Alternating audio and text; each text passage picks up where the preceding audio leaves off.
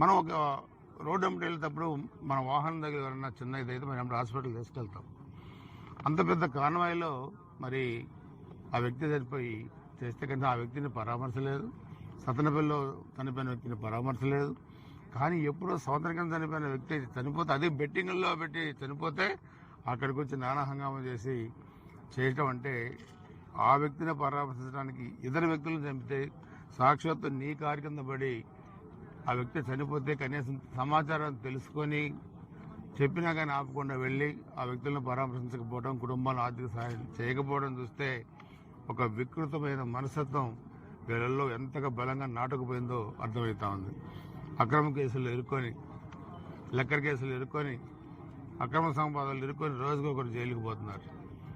వాళ్ళ principal secretary చేసిన Dhananjaya Reddy, intelligence డీజీగా చేసిన సీతారామాంజనేయులు, వాళ్ళ ఓఎస్డీ మాజీ మంత్రులు కాకాని గోవర్ధన్ రెడ్డి, అదేవిధంగా చెవిరెడ్డి భాస్కర్ రెడ్డి, అదేవిధంగా మాజీ ఎమ్మెల్యేలు వంశీ, ఇలా చాలామంది లెక్కర్ కేసులో పోతున్నారు. ఇది పెద్ద కుంభకోణం. డబ్బులు సంపాదించడమే కాకుండా ప్రజల ఆరోగ్యాన్ని కూడా ఫణంగా పెట్టారు.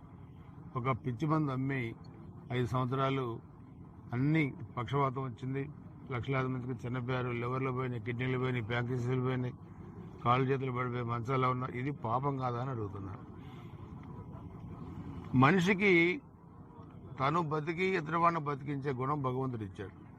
ఎవరైనా ఏం చెప్తారు, రాజకీయాల్లో ఉన్నా లేకపోయినా నేను బాగుండాలి, నాలాగా అందరూ బాగుండాలని కోరుకోవడం మనిషి మనస్తత్వం.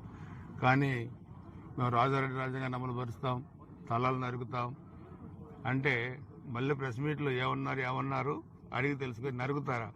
నరిగితే తప్పేంటి అని మాట్లాడటం అంటే అది సమాజంలో పెద్దలందరూ కూడా ఆలోచించాలి. రాజకీయాలకు అతీతంగా ఈ వ్యవస్థ ఏ ఒక్కరి సొంతం కాదు. ఇది అధికారంలోకి వస్తుంటారు, అధికారం పోతుంటారు.